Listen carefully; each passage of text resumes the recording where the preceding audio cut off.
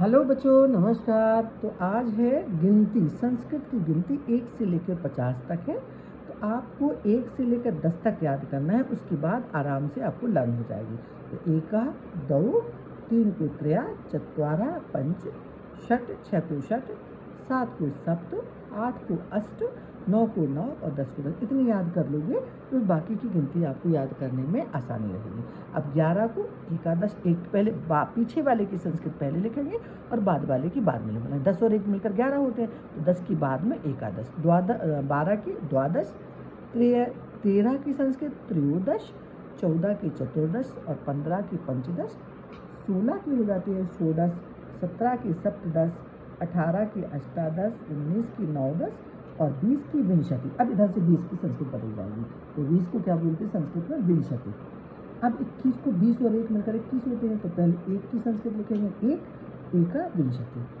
22 की द्वाविंशति। विंशति आपको लगाना है आपको, और उसके पीछे आगे लिखना है द्वा, तीन, त्रयो, चतुर, 25 को पंच, 26 में षड, 27 में सप्त, 28 में अष्ट और 29 में नवविंशति।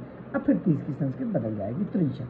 ठीक है, अब 30 के बाद फिर वही हो जाएगा, 1 2 3 की पहले लगाओगे और त्रिंशत की बाद में। 31 एक त्रिंशत, 32 द्वात्रिंशत और आपके 33 में आएगा त्रैत्रिंशत, 34 में चतुर्त्रिंशत, 35 में पंचत्रिंशत, 36 में षट्त्रिंशत, 37 में सप्तत्रिंशत। इस तरह से आपको लर्न कर देंगे। और चत्वारंश से फिर 40 की संस्कृत बदल जाएगी चत्वारिंशत।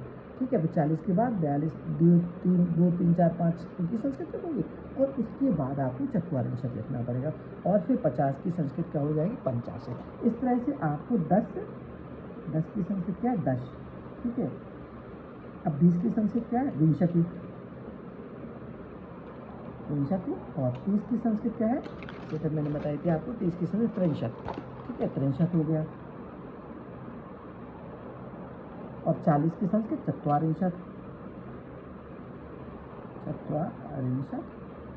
और 50 की संस्कृत पंचाशत।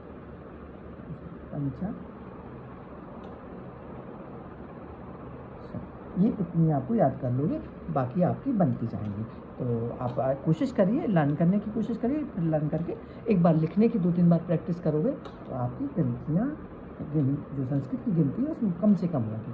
अगर आपको हमारा वीडियो अच्छा लगा हो तो प्लीज़ शेयर भी करो, लाइक भी करें, सब्सक्राइब करो। बार बार आपसे कहना पड़ता है तो प्लीज़ चैनल को सब्सक्राइब करो। ऐसा नहीं है पढ़ाने में मेहनत कम लगती है, बहुत मेहनत से पढ़ाते हैं, तैयारी करके पढ़ाना पड़ता है जिससे आपको भी क्लियर हो जाए हर चीज़।